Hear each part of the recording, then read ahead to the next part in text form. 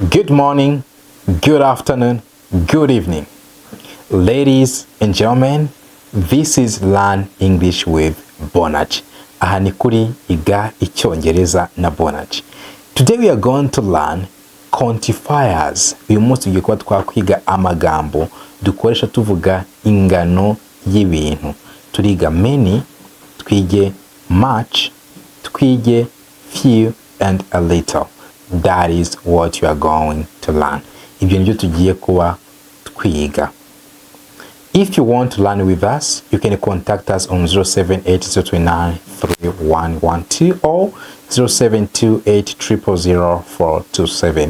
Ukeneye kwigana natwe aduhamagara kuri 0780293112 cyangwa se 0728034227. If you are in USA, Canada, Europe, or any part of the world, and you feel like you want to learn with us, we can teach you via Zoom. Ubaye uri muri Amerika, muri Canada, muri Europe n'ahandi hose ku isi, wifuza kwigana natwe, turagukurikirana ku murongo, tukakwigisha ukabasha kuvuga Icyongereza. You can contact us and we can help you to keep working on your English. Now, let's dive into the lesson of today. Reka twinjire mu isomo ry'uyu munsi. Yes, we are going to learn much, many, a few, and a little. Ibyo nibyo tugiye kwiga, but we are going to start with much and many. Okay? Tugiye kureba how to use them, uko tubikoresha. Tubibutse yuko ukeneye kuba dutera inkunga, iyi nimero niyo wakifashisha. Here, we are going to see countable nouns na uncountable nouns. Ibyo tubuze twaheraho countable nouns na uncountable nouns. Turebe how to use many, uko twakoresha many, and how to use much, nuko twakoresha much. Noneho nyuma turebe quiz. Okay? Tukore isuzuma, turebe niba wabyumvise. Countable nouns. Countable nouns ubundi ni amazina aba abarika.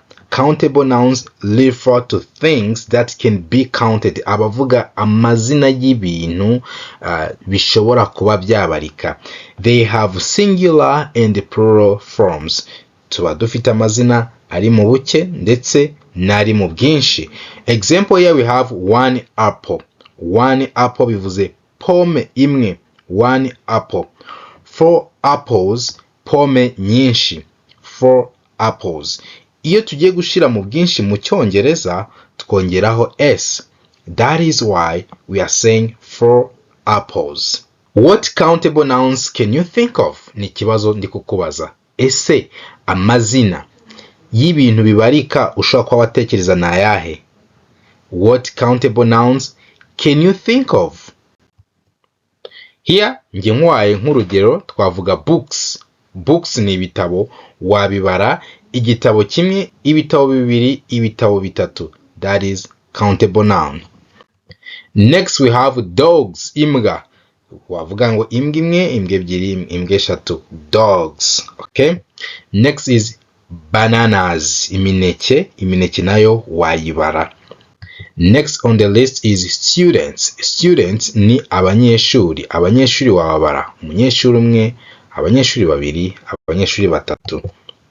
Pencils, amakereyo cyangwa se amakaramu y'ibiti. Pencils. Uncountable nouns. Uncountable nouns iyo refer to things that can't be counted. Abavuga ku mazina y'ibintu udashobora kuba wabara. Uncountable nouns. Dufitemo paint. Paint ni irangi. Irangi ntabwo ribarika. N'umugati nawo tuwushyira mu bitabarika. Bread, umugati. Water, water. Amazi nayo ntabwo abarika. Water. Next is rice. Rice, umuceri nawo ntabwo ubarika. money n'amafaranga nayo tuyashira mu bitabarika. You have to know that. Turavuga ngo how much money do you have? Ufite amafaranga ngana iki? Ntabwo tuvuga ngo how many money do you have? No, we say how much money do you have? Iyi money tuyishira mu bintu bitabarika. How to use many and much. Uko dukoresha many na much. We use many with countable nouns in questions and in negative sentences. Ku bintu bibarika iyo dufite ibibazo cyangwa se turi guhakana, haba ari kubaza cyangwa se guhakana, dukoresha many. Urugero turi kubaza twavuga ngo how many apples do you have? How many apples do you have? Ufite pome zingahe? How many apples do you have? Negative turi guhakana twavuga ngo there aren't many apples. There aren't many apples turi guhakana tuvuga ngo nta pome nyinshi zihari. Okay? Many na much byose bivuga byinshi. Aho bitandukaniye nuko many tuyikoresha ku bintu bibarika. Hano turi kubaza ngo how many apples do you have? Ufite pome zingahe? There aren't many apples. Nta pome nyinshi zihari. Turi guhakana. Ubwa mbere turi kubaza, ubundi tugahakana. Next, much yo nayo ivuga byinshi, ariko ni byinshi ku bintu bitabarika. We use much with uncountable nouns. Dukoresha much ku bintu bitabarika in questions nanone mu bibazo and negative sentences no mu nteruro zihakana. Example, how much money do you have? Ufite amafaranga ngahe? Turi kubaza how much money do you have? Twabonye ko n'amafaranga tuyashyira mu bintu bitabarika. Ufite amafaranga ngahe? How much money do you have? Muri negative turavuga ngo I don't have much money. Ntabwo mfite amafaranga menshi. I don't have much money. Turi guhakana tugakoresha much mu nteruro. Now let's see the quiz. Reka turebe quiz twumve niba wabyumvishe. Tubone turebe a little and a few. Here we have there are pencils on the desk. There are pencils on the desk. Ngiye kuguha amasegonda atatu. 1, 2, 3. Igisubizo ni many. Kubera iki ari many? Ni ukubera yuko dufite pencils kandi pencils zikaba zibarika. Okay? Next question. How juice did you buy? Ngiye kuguha nanone amasegonda atatu.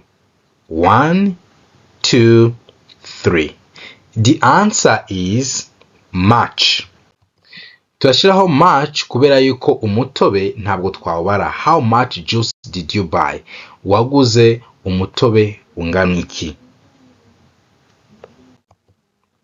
Next dufite how hamburgers can you eat? How hamburgers can you eat? 1, 2, 3. Aha igisubizo ni many. Kubera ko hamburgers wazibara, how many hamburgers can you eat? Wabasha kurya hamburgers zingahe? How many hamburgers can you eat? And here we'll say I have many friends. I have many friends. Mfite inshuti nyinshi kubera ko inshuti dushobora kuba twazibara, turashiraho many. I have many friends. Next, I didn't drink water yesterday. I didn't drink water yesterday. Aha turashiraho I didn't drink much water yesterday kubera ko amazi ntabwo tuyabara. I didn't drink much water yesterday. Now we are going to see a few and a little. Tugiye kureba uko dukoresha a few and a little. Wait. Here with me I have books. Mufitiye ibitabo. This is vocabulary book. Igitabo kirimo inyunguramagambo z'icyongereza ndetse n'ikinyarwanda. This is dictionary of English and Kinyarwanda. Niba mugiye kuvuga icyongereza amagambo akubana makeya, this is a book that can help you. Igitabo cyagufasha mu gihe uri kuvuga ntabwo ukeneye kuba uri gutekereza ijambo ugiye gukoresha. You have to keep speaking, and this is the book that will help you with that. Iki ni igitabo kizagufasha ibyo. Ikindi, niba uri umutangizi ukaba ushaka kuzamura urwego rwawe rw'icyongereza, this is Begin Smart to End Smart with more than 200 pages, pages zirenga 200. Harimo icyongereza ndetse gisobanuye mu kinyarwanda. 200 pages, harimo amasomo yibanze yose ku muntu ushaka gutangira ku icyongereza, ateguye neza ku buryo wumva ibyo uri kwiga ukabisobanukirwa. Iki gitabo niyo waba usanzwe uzi icyongereza ushaka kuvuga ngo reka nige icyongereza none nkihereye mu mizi, cyagufasha. And again, if you have a problem to describe the actions, niba ugira ikibazo cyo kubasobanurira ibikorwa uri gukora, dufite igitabo kirimo verbs, inshinga. Harimo regular verbs, inshinga zikurikiza amategeko, hakabamo irregular verbs, inshinga zidakurikiza amategeko, 12 tenses, ibihe 12 by'icyongereza, modal verbs. Iki gitabo cyagufasha ugashobora gusobanura ibikorwa biri kuba, ibikorwa byabaye, ibikorwa bizaba. Iyo ukeneye kuba wasobanura ibikorwa, iki gitabo cyagufasha. Harimo inshinga, buri nshinga isobanuye mu kinyarwanda, ndetse tukaguha n'urugero kuri buri nshinga. This book can help you to describe the actions. Tukaba tugufite igitabo kirimo dialogues, ibiganiro. Iki gitabo kirimo dialogues, ibiganiro by'icyongereza ndetse bisobanuye no mu kinyarwanda kuri topics zigiye zitandukanye, ku ngingo zigiye zitandukanye. Iki gitabo cyagufasha kuko iyo tuvuga dukoresha ibiganiro. Iki gitabo rero kirimo ibiganiro ndetse bisobanuye mu cyongereza no mu kinyarwanda. If you need one of our books, ubaye ukeneye kimwe muri ibi bitabo cyangwa se byose ukaba ubikeneye, watumenyesha kuri 0780 29 312. Let's continue the lesson. We use a few with the plural countable nouns. A few na a little byose bisobanura bikeya. Much and many bivuga bike. Much twabonye ko tuyikoresha ku bintu bitabarika, many ku bintu bibarika. No tugiye kureba na a few na a little. Iyi a few ni bike ariko tuyikoresha ku bintu bibarika. Example here, there are a few bottles on the table. There are a few bottles on the table. Biravuze ngo hari amacupa makeya ku meza. There are a few bottles on the table. Next, I will meet a few friends for lunch today. I will meet a few friends for lunch today. Ndaza guhura n'inshuti nkeya dusangira ibya saa sita. I will meet a few friends for lunch today. Okay? Here turi gukoresha a few kubera yuko friends n'abantu wababara. Next, there is a little milk left in the fridge. There is a little milk left in the fridge. Hasigaye amata makeya muri firigo. There is a little milk left in the fridge. Next example, I ate a little bread for breakfast. I ate a little bread for breakfast. Nariye umugati mutoya ku mafunguro ya mu gitondo. I ate ni simple parts ya verb to eat.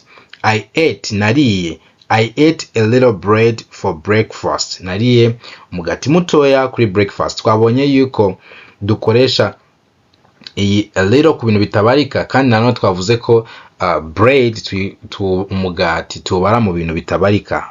Okay? A little bread, a little milk. Milk nayo amata ntabwo twayabara, ntabwo abarika. Now let's see the quiz. Reka turebe quiz kugira ngo twumve niba wabyumvise. The first one is, there are cookies in the cupboard. Gikuwa amasegonda yo kugira ngo tangi igisubizo.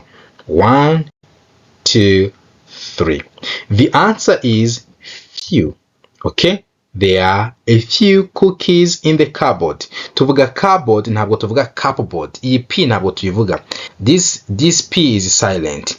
There are a few cookies in the cupboard. Hasigaye amabiswi makeya mu kabati. We say cupboard. Next, I read books at the weekend. I read books at the weekend? Ngiye kuguha aya masegonda yawe. 1, 2, 3. Here the answer is a few. A few. I read a few books at the weekend. Soma ibitabo bike muri weekend. I read a few books at the weekend kubera ko ibitabo birabarika. Niyo mpamvu turi gushiraho a few. Okay? Next, I spilled water on my dress. I spilled water on my dress. Aha, igisubizo ni 1, 2, 3. The answer is I spilled a little water on my dress kubera yuko amazi ntabwo abarika, niyo mpamvu turashiraho a little water on my dress.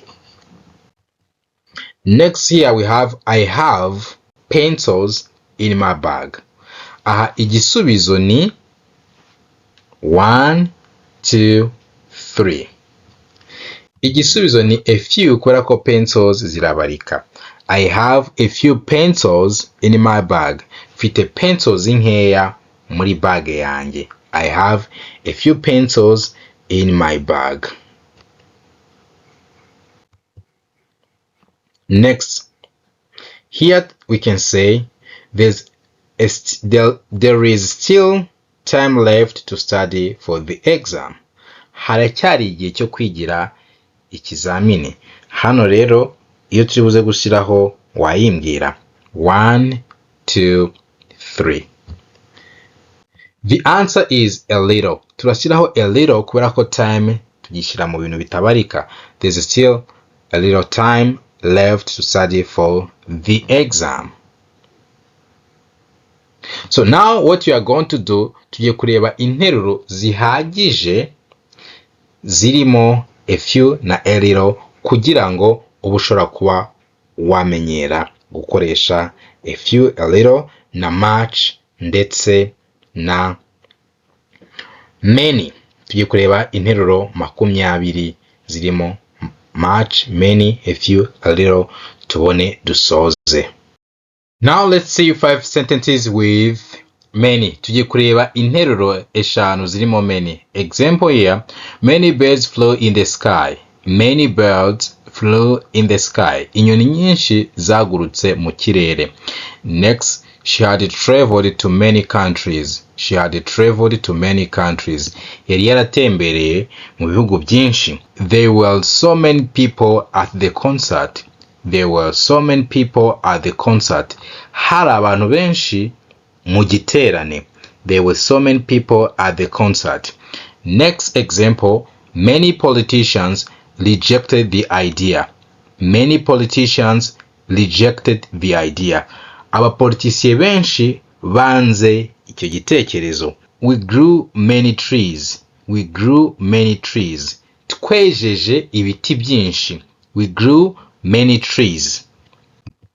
Next, reka turebe interuro zirimo much. 5. I ate too much chocolate. Tuvuga chocolate. I ate too much chocolate. Nariye shokora nyinshi. Next, how much time do we have? Dufite igihe kingana gite? How much time do we have? Next one is there isn't much salt left. Nta munyu mwinshi usigaye. There isn't much salt left. Next one is thank you so much. Urakoze cyane. Thank you so much. The last one is that's much sugar. That's much sugar. Iyo ni isukari nyinshi. Here we have sentences with a few. Interuro zirimo a few. A few cows remain here. A few cows remain here. Inka nkeya nizo ziguma hano. A few cows remain here. Inka nkeya nizo ziguma hano. A few cows remain here. I have a few enemies. Mfite abanzi bakeya. I have a few enemies. Next one is a few stars picked out. A few stars picked out. Inyenyeri nke nizo zagaragaye. A few stars picked out. Next one is a few people showed up. Abantu bake nibo baje. A few people showed up. Next, very few bottles left. Very few bottles left. Amacupa make niyo yasigaye. Next one is I need a little help. Tugiye kureba aho dukurikiye, aho tugeze ni kuri 5 sentences with a little. Interuro eshanu zivuga kuri a little. Anariho tugiye gusoreza. I need a little help. Nkeneye ubufasha bukeya. I need a little help. We have a little milk left. We have a little milk left. Dufite amata make asigaye cyangwa se amata make niyo asigaye. She needed a little oil. She needed a little oil. Yari akeneye amavuta make. Add a little salt. Ongeramo umunyu muke.